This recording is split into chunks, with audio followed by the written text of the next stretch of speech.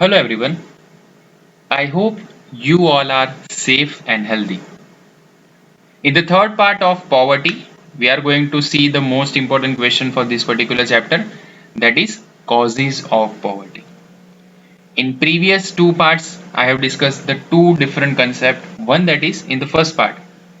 पहले पार्ट में हमने देखा था कि पॉवर्टी क्या होती है, पुअर का मतलब क्या होता है, पॉवर्टी लाइन का मतलब क्या होता है, फिर अलग अलग लोगों ने क्या डेफिनेशन दी है, फिर बहुत सारी अलग अलग कमिटीज देखी थी, तेंदुलकर कमेटी देखी थी, फिर प्लानिंग कमीशन ने कब से इस चीज़ को इनिशिएट किया, ये सारी चीज़ें हमने प्रीवियस फर्स्ट पार्ट में देख ली थी।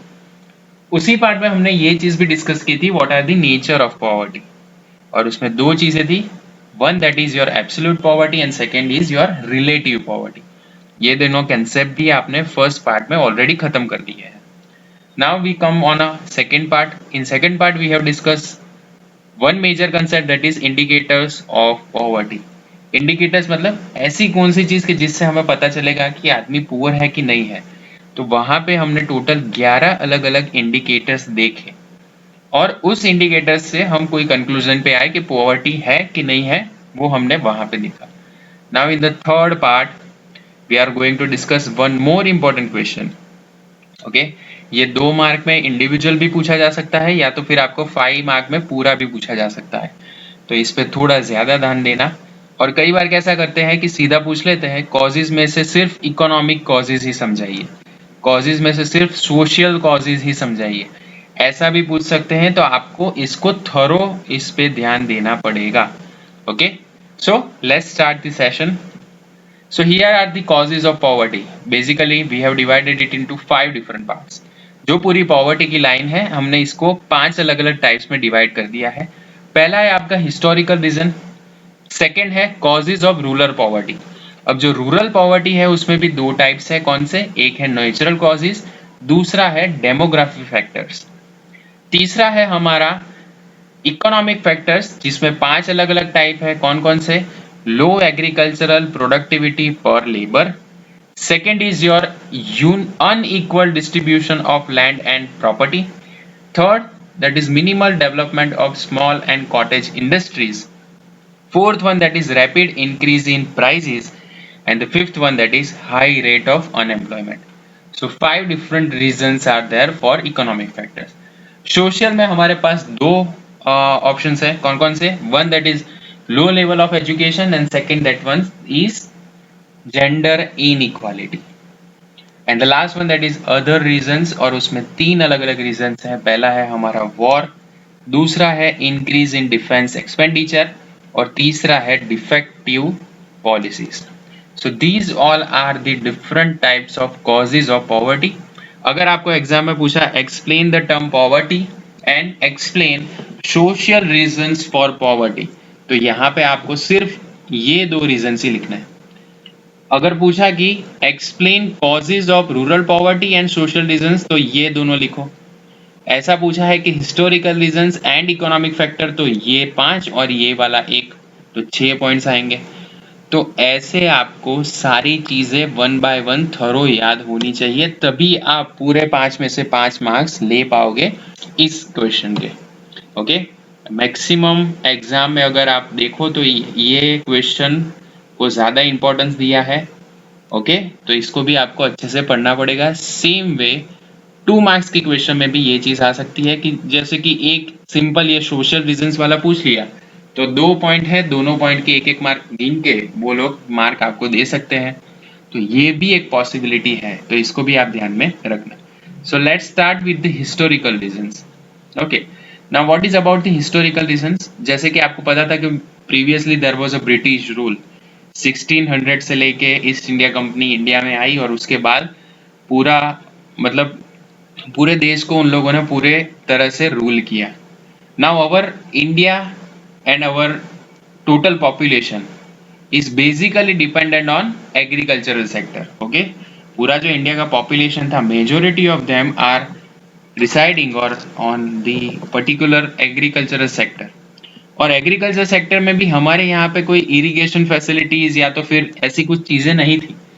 तो हम किस चीज पे बेस रखते थे, we are totally dependent on the monsoon season. Okay, now even the Britishers, they are the zamindars, they have the less interest in implementation of irrigation facility.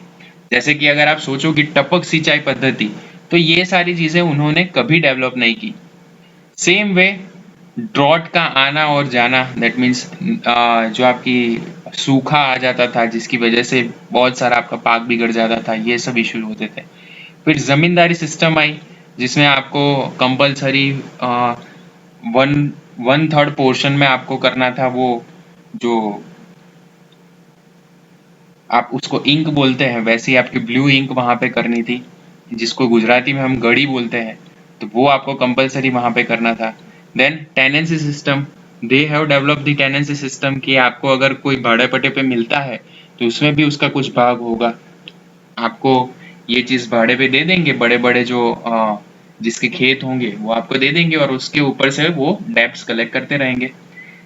Due to all this, people who has started their work in farming till now paying their debts. जिन लोगों ने उस time से भी farming start किया है वो अभी तक डेब्ट्स पे कर रहे हैं. They are not free from the debts till now. तो इंडियन एक्सपोर्ट भी हमारा कम हो गया. यूरोपियन कंट्रीज को हमने क्या कर दिया, we have given them concessions and the freedom to sell their products in our country. Globalisation लेके आए. तो ये सारी चीजें, these are some historical reasons due to which our competitive power and production power has decreased. We have lose this particular thing. तो इसकी वजह से भी पॉवर्टी का ये बेसिक फंडा है, या तो फिर पॉवर्टी का एक बेसिक रीजन क्या है, this was the historical reason. Okay, second one, that is your causes of rural poverty. Now what are the causes, different causes of rural poverty? First one, that is your natural causes, and second is your demographic causes. Now what is considered as natural causes? कि जैसे अगर कोई एक event हुई, जैसे बोला जाता है कि एक्ट ऑफ गॉड, अगर कोई अर्थक्वेक आ गया, ड्रॉट आ गया, या तो फिर फ्लड आ गया, ये सारी चीजें नेचुरल कॉजेज में आती है. So our monsoon is totally uncertain in nature. कई बार आपको फ्लड आ गया, कई बार यहाँ पे ड्रॉट आ गया, जिसकी वजह से क्या हुआ, there might be chances of low productivity. If there is a low production, that means certain income is not there. So every agriculturalist have to suffer in this situation. सबको ये situation bear करनी पड़ी, सबको इसमें सफर होना पड़ा. So it will increase your poverty. इसकी वजह से क्या हुआ, poverty increase हो गई. जैसे कि अभी आप एक एग्जाम्पल लेते हैं कि कोरोना की सिचुएशन है, तो कोरोना की वजह से क्या हुआ, even the poor people who are working in the agricultural sector, तो उनको तो अगर फुल फ्लेज काम करने के लिए फ्रीडम दी थी, पर सामने कोई इंडस्ट्री भी तो होनी चाहिए कि जो आपका गुड्स आपने जो रेडी करके रखा है वो लेने के लिए आए. तो ये एक दिक्कत हो गई थी, लोगों ने अपना माल जमा कर करके रखा और फिर पूरा जो सामान था वो बिगड़ गया. तो इसकी वजह से भी क्या होता है कि आपने जो भी इन्वेस्टमेंट किया हुआ होता है वो सारा आपका फेल हो जाता है. When you are failing in this kind of situation, there will be increase in your poverty. Okay, so that was the first natural cause. तो रूरल पॉवर्टी बढ़ने का एक रीजन कौन सा है, first one, that is your natural cause. Second one, that is your demographic factors. अब demographic factor में एक सिंपल एग्जांपल ले लो कि ऐसा बोला जाता है कि इंडिया में हर साल 2 से 3 करोड़ नए बच्चों के जन्म होते हैं. तो अगर आप पॉपुलेशन देखो तो प्रीवियसली इट वाज एस्टिमेटेड कि यहाँ पे इंडिया में 2011 में 121 करोड़ की पॉपुलेशन थी. अब वो 121 करोड़ की पॉपुलेशन, अभी तो नया सेंसस 2021 का आया नहीं है, फिर भी हम प्रोजेक्टेड इतनी कहते हैं कि 139 करोड़ की पॉपुलेशन हमारी हो गई है. When there is more number of people who are there, so many people are there, so opportunities for the job are lesser. Okay, तो सेम वे डेमोग्राफी का भी डेवलपमेंट नहीं होगा. अगर अपॉर्चुनिटीज नहीं है, that means there will be reduction in the wages. क्यों? क्योंकि ऐसा कहेंगे कि मैन पावर तो हमारे पास बहुत सारा है, चलो किसी को भी ले लेंगे, स्किल होगा, अनस्किल होगा, कोई भी नॉर्मल काम करवा लेंगे और थोड़े से पगार देके उसको क्या कर देंगे, थोड़ी सी मजूरी देके उसको काम पे रख लेंगे. तो ये सारी चीजें की वजह से क्या हुआ, पॉवर्टी हैज इंक्रीज, क्योंकि आपके पास जॉब ही नहीं है तो आपको जो भी पैसे मिलेंगे आप क्या करोगे, उसमें जॉब करना स्टार्ट कर दोगे। तो ये एक सिचुएशन थी, this was the demographic factor for rural poverty. Okay, now see the next one, that is see economic factors. तो economic factor, there are 5 different factors. पहले हम यहाँ पे 3 देखेंगे। पहला है low agricultural productivity per labour. Okay, so now why it is low productivity per labor? What are the reason? First one, that is lack of irrigation facilities. आपके पास अच्छी irrigation facilities नहीं है, poor irrigation facilities है। Then insufficient technology, आपके पास अच्छी technology भी नहीं है। साथ में आपके पास जो लेबर है वो भी एजुकेटेड नहीं है, he is not trained for this particular situation, वो इस सिचुएशन के लिए ट्रेन भी नहीं है। ओके, फिर you don't have higher investments, you have low investment, तो लो रेट ऑफ इन्वेस्टमेंट अगर होगा तो उसके सामने प्रोडक्टिविटी भी लो होगी। जितना आप मतलब बीज में जितना आप कोई खातर डालोगे वैसे ही तो उसका प्रोडक्शन होगा, पर वैसी चीज ही नहीं है अगर आपके पास, तो ये तो पॉसिबिलिटी ही नहीं है। Same way heavy load of population.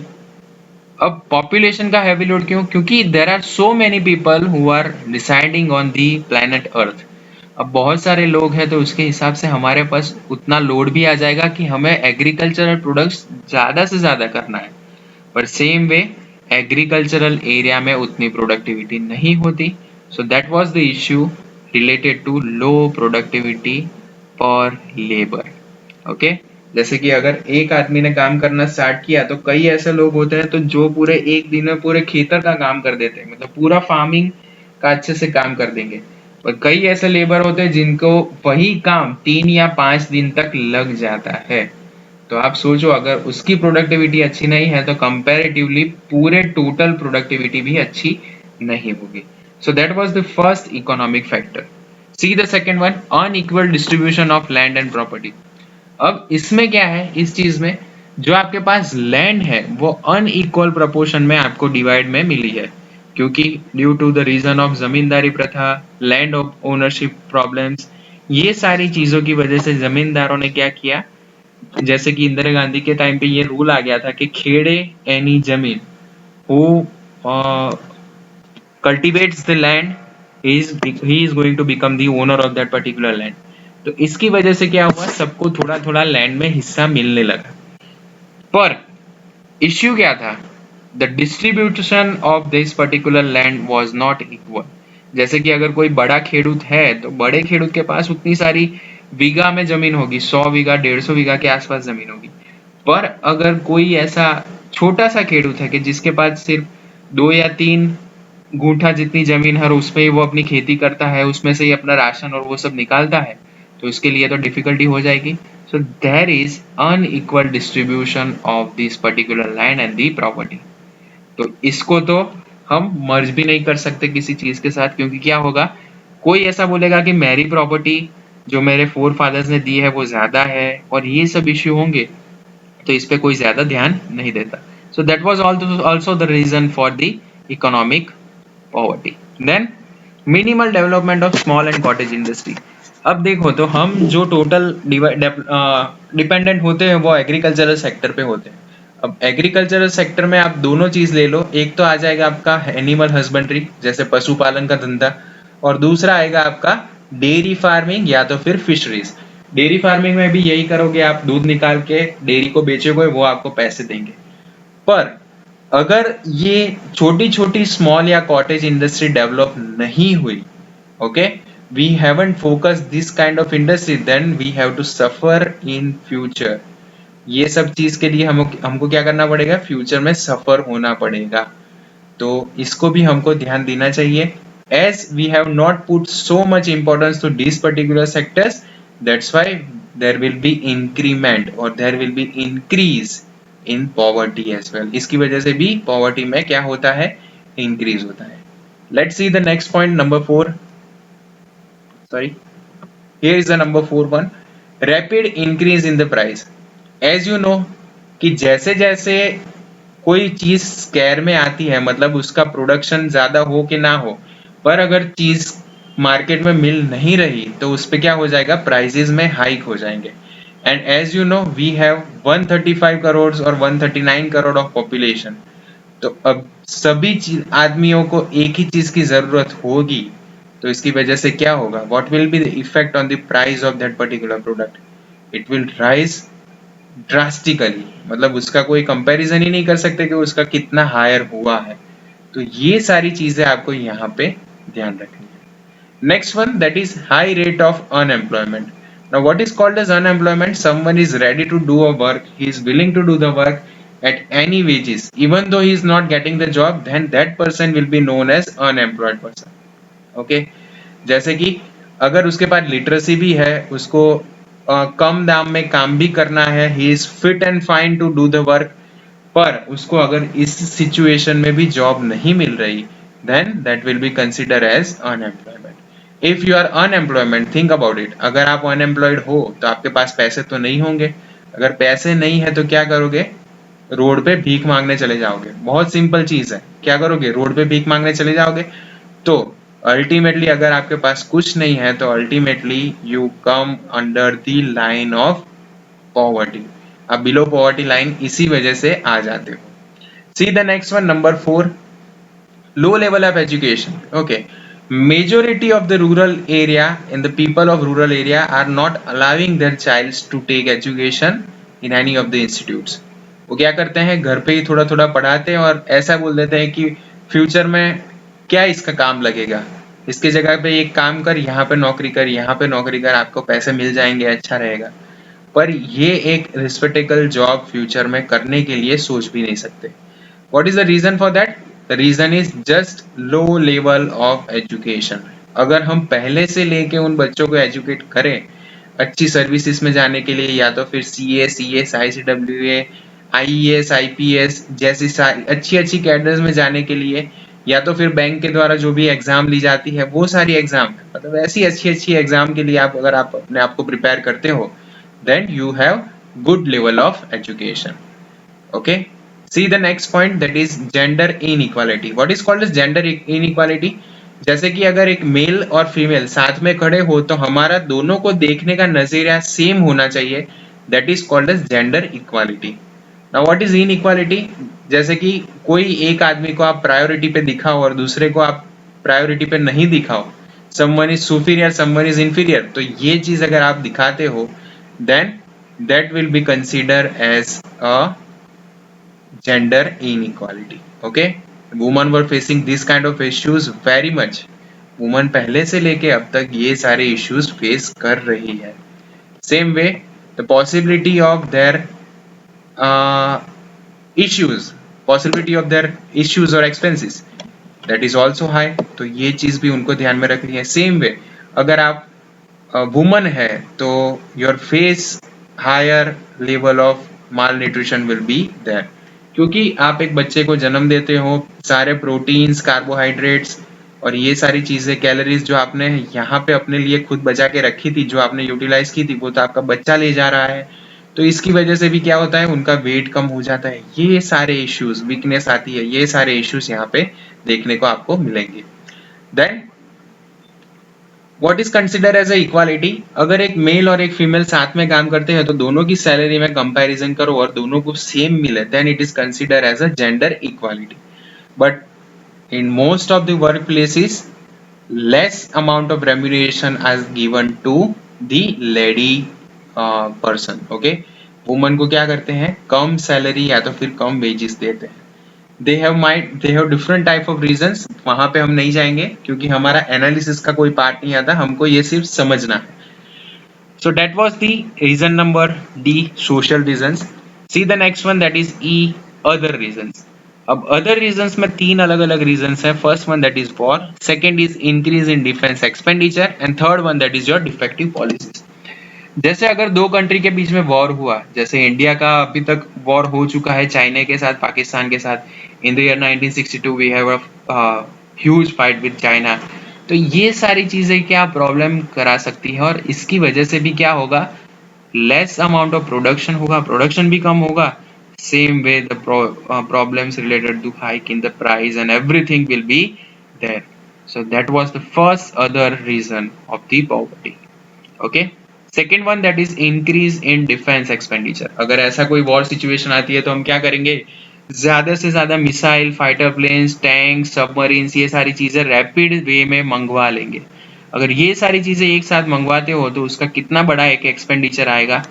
तो अगर आपने मतलब केंद्र ने अगर डिसाइड किया है कि इतना हम एजुकेशन पे डेवलपमेंट के लिए यूज करेंगे, वो भी क्या कर दिया जाएगा, डाइवर्ट कर दिया जाएगा from education to the home affairs. Okay, उनको ये चीज पूरी ट्रांसफर कर देगी. तो ये सारी चीजें, ये इश्यूज होते हैं. Next one that is defective policies. Now what is called as defective policies. जैसे कि आपको पता है कि 5 years प्लान में जो सेकेंड प्लान था उसमें ये चीजों की बात हुई थी कि हम क्या करेंगे, पॉवर्टी रिडक्शन के लिए कुछ काम करेंगे. 5th 5-year प्लान से इसको पूरा नष्ट करने के लिए हमने बहुत सारे काम किए, बहुत सारी नई नई स्कीम्स लाई. पर नॉर्मली क्या होता है, जो स्कीम्स हम रूरल लेवल पे या तो फिर अर्बन लेवल पे अगर हम डालते हैं, दे आर फेलिंग ड्रास्टिकली. वो एक फेल हो जाते हैं, बहुत अच्छे तरह से वो फेल होते हैं. So people were doing their different type of efforts to make or to come out of the poverty for this particular nation India. तो हम ये चीजें के बहुत अच्छे से ट्राई कर रहे हैं, even though we are not able to attain that particular level. Okay, so if the defective policies were introduced, there might be chances that you are not going to come out of these kind of situations. Okay, so these are the causes of poverty. Remember this, take the screenshot of this one, this will help you to score more marks. जैसे मैंने यहाँ पे एक अच्छा सा table बना के उसको पूरा एक्सप्लेन करके लिखा है, वैसे अगर आप बोर्ड में भी ऐसा करके लिख दो तो उनको पता चलेगा that this student has a thorough knowledge about this particular subject. तो आपको क्या मिल जाएगा, एक्स्ट्रा मार्क्स मिलेंगे in the board examination. That's all for today. Thank you so much. जय हिंद.